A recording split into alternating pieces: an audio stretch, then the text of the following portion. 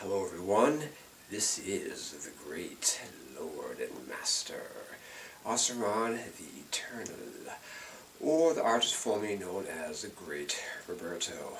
Okay, this is going to be a very, hopefully brief and introductory explanation of the Zodiac and how it corresponds to the single digit code. And it's also going to show how the pure year, every year has a pure period, and that pure period is really only 9 months long. The other 3 months are a blending of the previous year and the coming year. And I'm going to show you how the single digit code shows how that is the case. Okay, here we have the zodiacal wheel. Okay. You see it starts with Aries. See our year is roughly starts out just after the winter solstice, the 1st of January. But a few days before that is the solstice. So that's really the new year, that's really the conception of the new year.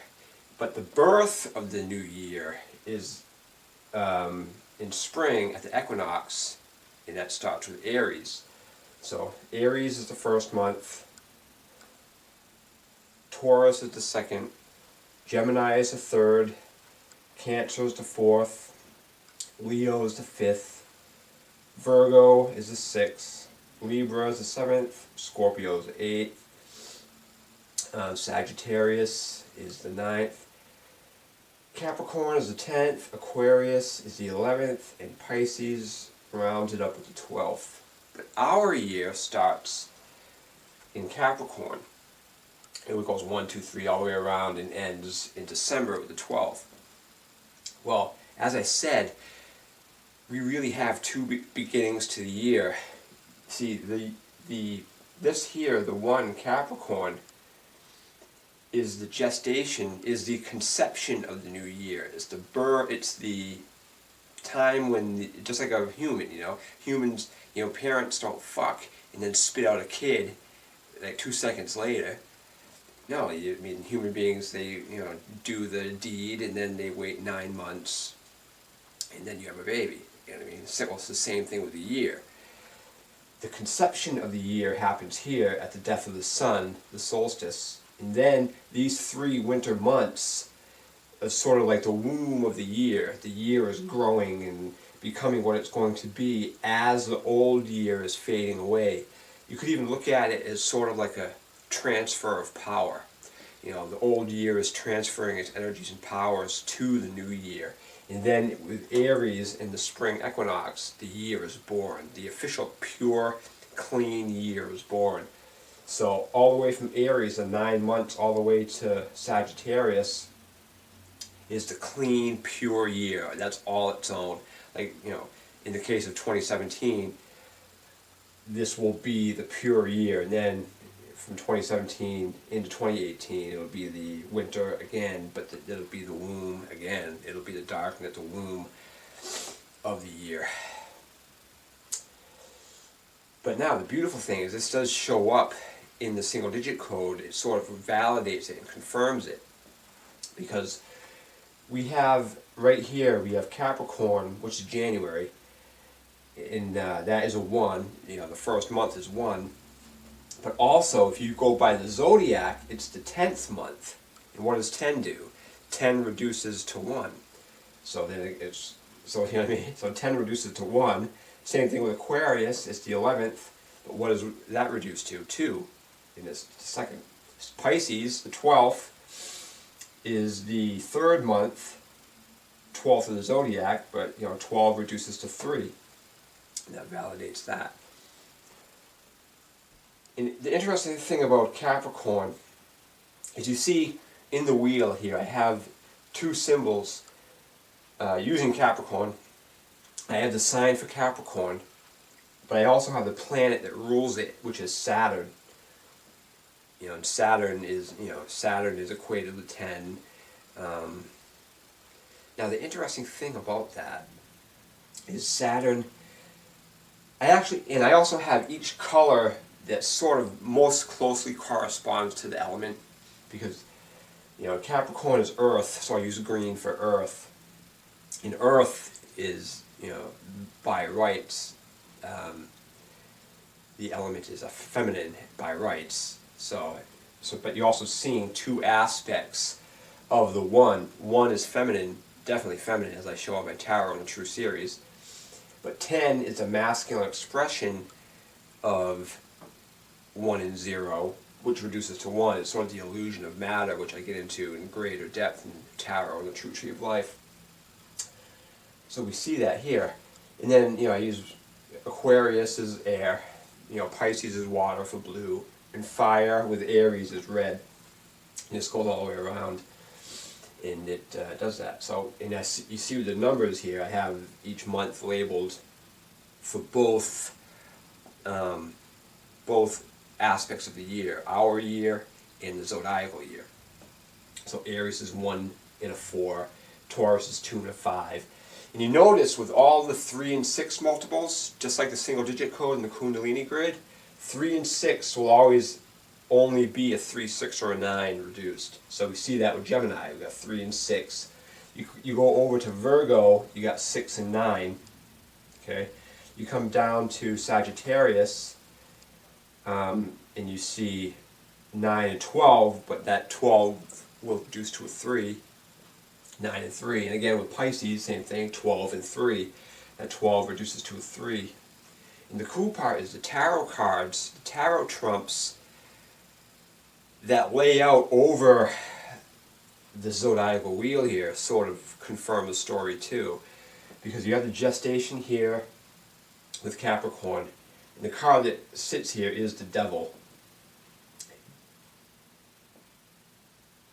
which is 15, card 15, and reduces to a 6, masculine Kundalini. And then this one would be the Star. In Pisces, the Moon sits in Pisces, but the cool part is Aries is represented by the Emperor. Okay, and that is 4. Aries is 4 with the Emperor, and that shows with the year, the gestation of the year and the birth of the year. But 3, the Pisces reduces to 3, which is the Empress. Okay. And if you as I explained in Tarot and the True Tree of Life, the Magician and the High Priestess are really reversed. And there's one thing I want to add about that real quickly, because the oldest known tarot decks are pretty old. They go to I forget the exact date, but the first traces of it are found in Europe, and it could be maybe the 15th or 16th century, sometime around that. I would have to look at the date, but there's one thing you have to keep in mind when it comes to Europe and around that time. There are certain things that would get a person burned at the stake, and heresy is one of those things. So if they had started out the tarot with the High Priestess being 1, well, that flies right in the face of Abrahamism and Christianity. So anyone doing that would find themselves in a really, really bad place, probably tied to a pole, burning alive. So you can see why they would have reversed those. And there's a lot of people who say the tarot was just a game. The thing is, no one really knows. That's the thing, because the imagery of the tarot is way too, even in the older decks that were supposed to be a game, the imagery is just way too symbolic of something being said, even with those older decks. So I don't necessarily buy that it was just a game, but the truth is, as it stands now, nobody really knows. So we see here, and again, the gestation with 1, 2, 3, in Aries, the birth, with 4, the Emperor. And there's one thing that's really cool about the tarot and the zodiacal wheel, is that all the trumps from Aries onward, from 4 all the way to 9 in Virgo, all the tarot trumps go in order on the wheel. So we got Aries with the Emperor, Taurus with the Hierophant, Lovers with Gemini, the Chariot with Cancer, Strength with Leo, and the Hermit with 9. So that's interesting. That's an interesting thing, and that just happens to correspond with the entirety of the when the sun is in its glory above. Like here's the abyss. See this line going across here? That's the abyss.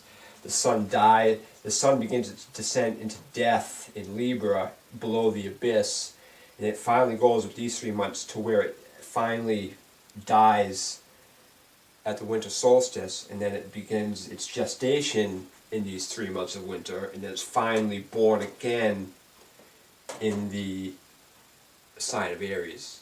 And then, with the Jesus myth, Jesus was died and he fucking was resurrected after 3 days. Well, this, if you look at this, I mean, that actually fits into 2 aspects of what goes on, because the sun at the winter solstice it pauses, or appears to pause for 3 days. It doesn't move. So when the sun dies on the solstice, it doesn't begin its upward rise in any degree of movement for 3 days.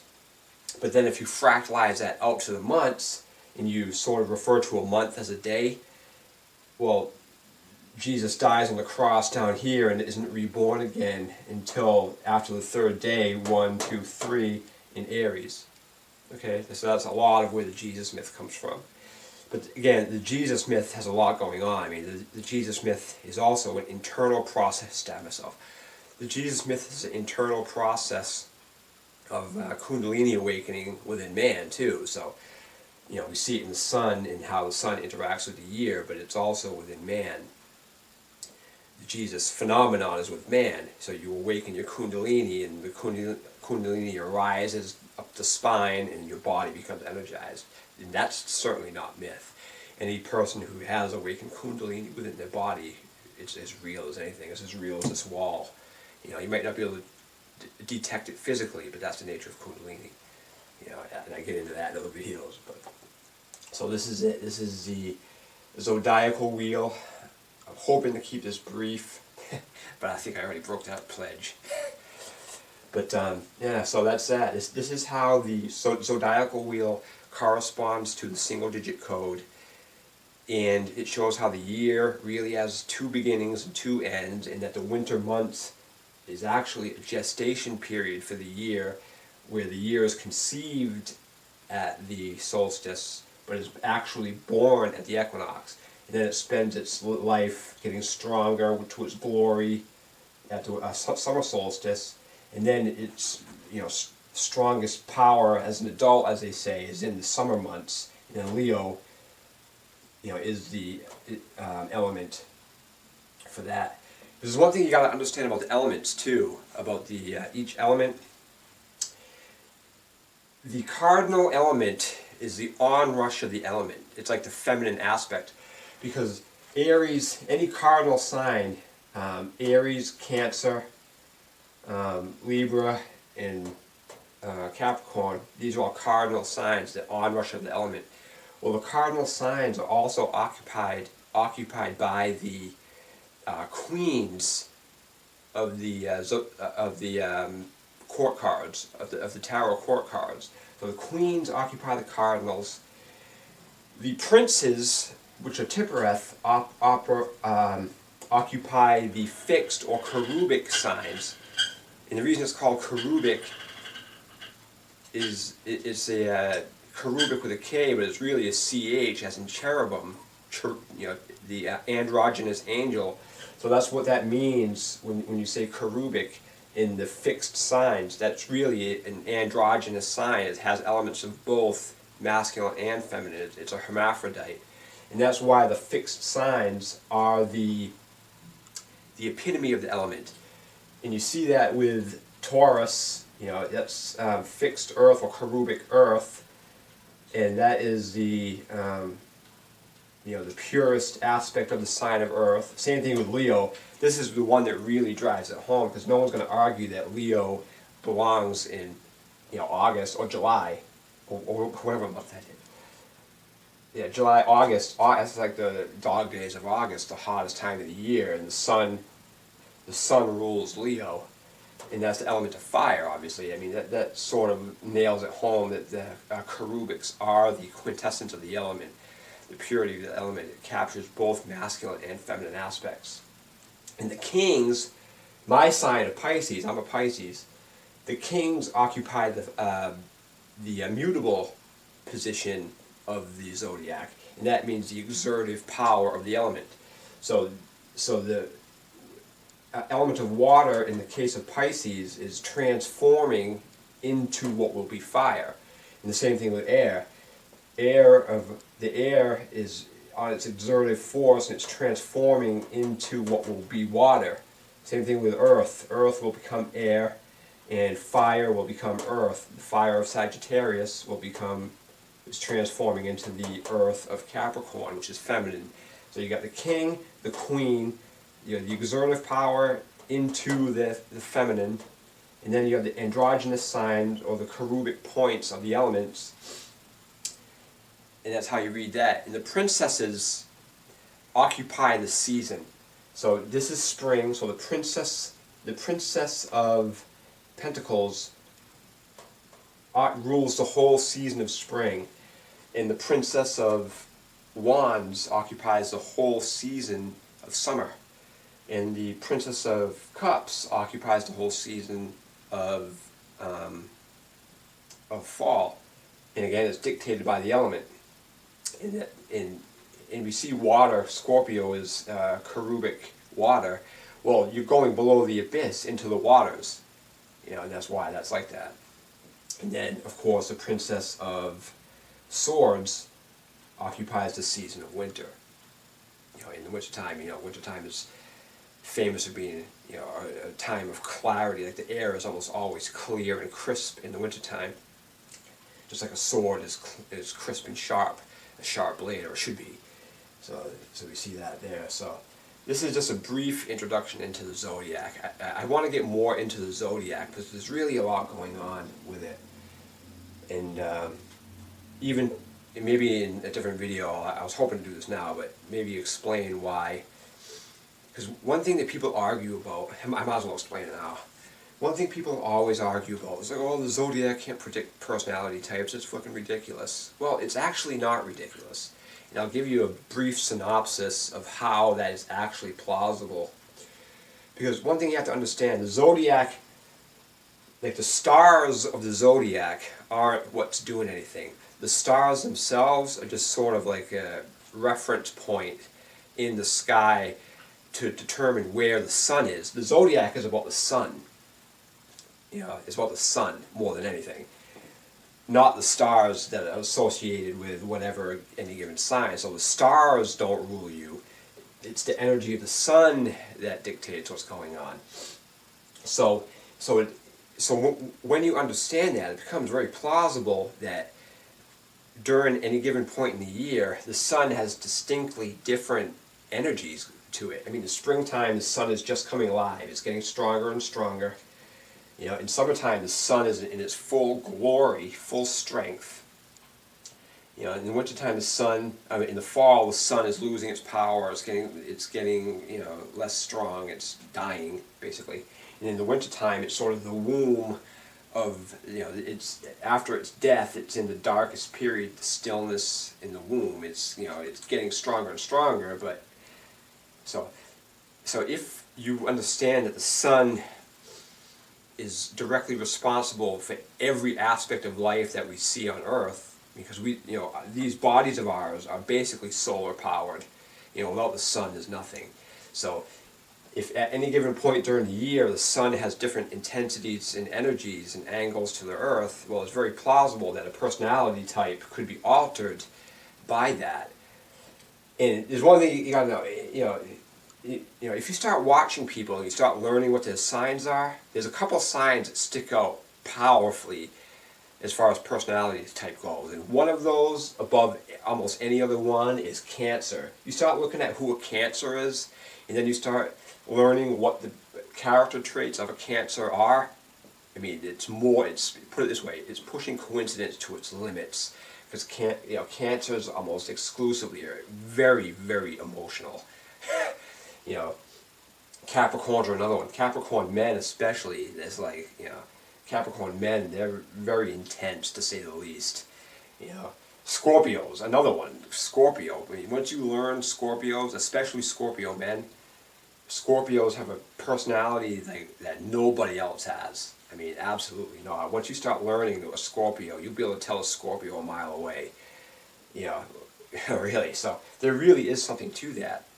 As far as the zodiac goes, there's three aspects that are key that really, I mean, if you're going to get into astrology at all, three aspects of any person's chart that are the strongest. One of them is your sun sign. You know, like I said, I'm a Pisces. But the other one is your ascendant or rising sign. And that all that is where the sun was during your time of birth. Like in my case, I was born at like 6:49 in the morning. So my ascendant is also Pisces. So I'm a Pisces rising.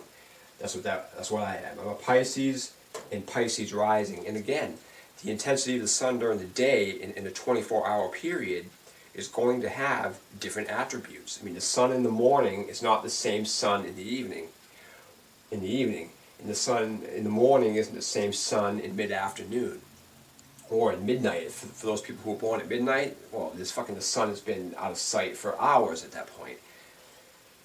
And the third aspect that you really want to know if you want to get into astrology more is the moon. Is where was the moon at your time of birth? In my case, I'm a Leo. I'm a Leo moon. So I'm a Pisces with a Pisces ascendant, and my moon is in Leo. So that's what my chart consists of as far as those three majors. Everything else after that starts to diminish in importance, because you got your Mars, where's your Venus, where's your Mercury. Every planet has a location on the chart of where you're going to be. So, but again, as far as zodiac goes, I'm still, there's a lot to learn with it, and so I'm still I haven't really focused on it that much, other than how the zodiac relates to the tarot in the three signs of your sun sign, ascendant, and the moon. But there's a lot more that goes on with it and stuff. But again, like anything, you have to be careful of charlatanism, because the tarot is very powerful. The astrology is very powerful, but like anything, you're going to have your charlatans. So just be careful. That's all. So thank you. I was hoping to keep this brief, but it may have been longer than I wanted to. But thank you.